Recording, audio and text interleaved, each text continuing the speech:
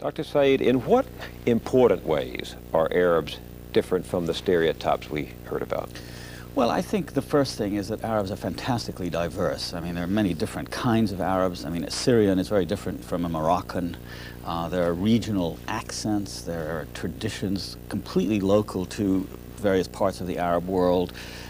Traditions of dress, of cuisine, of accent, of dialect, of history. I think that's the most important thing. To think of Arabs as just one large group of screaming fanatics who are practically faceless is, I think, the first myth that has to be set against the reality. The second one is that it is, and this is the most important to me, difference between the cliche and the reality, is that the Arabs are the inheritors of an extraordinary civilization, one that stretches back now in its modern forms for about a millennium and a half. There's first of all, there's the language. The Arabic language is one of the, in my opinion, one of the most extraordinary constructions of the human mind. Language of poetry. It's a language of poetry, it's a language of mysticism and theology, it's a language of law, it's a language of extraordinary humor, for example, and narration. I mean, some of the great feats of narrative skill, the Arabian Nights, the travels of Ibn Battuta, etc., are written in Arabic. So there's that.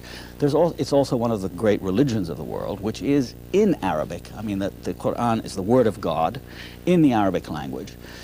And this tradition encompasses such things, not only of the learned traditions that we've just mentioned, but architecture, city planning. I mean, for example, the city of Baghdad was considered one of the great summits of Arab art because of the structure, the circular structure of the city, and the way it was constructed with fountains and water. And then the range in geography is fantastic. You have the great civilization of the, above all, in all of this, there is the diversity of many different, not only races, if you like, but also different religions and cultures. A lot of sects. A lot of sects, a lot of sects. But for example, I happen to come from a Christian minority in the Arab world, which is, there are Christians throughout the Arab world, and we consider ourselves Arabs.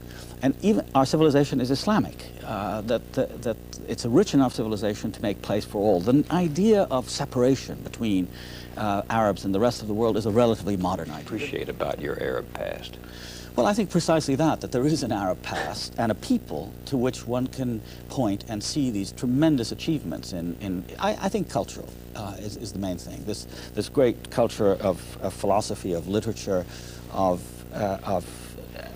indeed of daily life. There is something about Arab life on the level of minute by minute that has a certain aesthetic to it. So like all the rest of us, the quote Arab world is many worlds. It's many worlds, exactly. Large and small. Right. Thank you very much, Dr. Edward Said.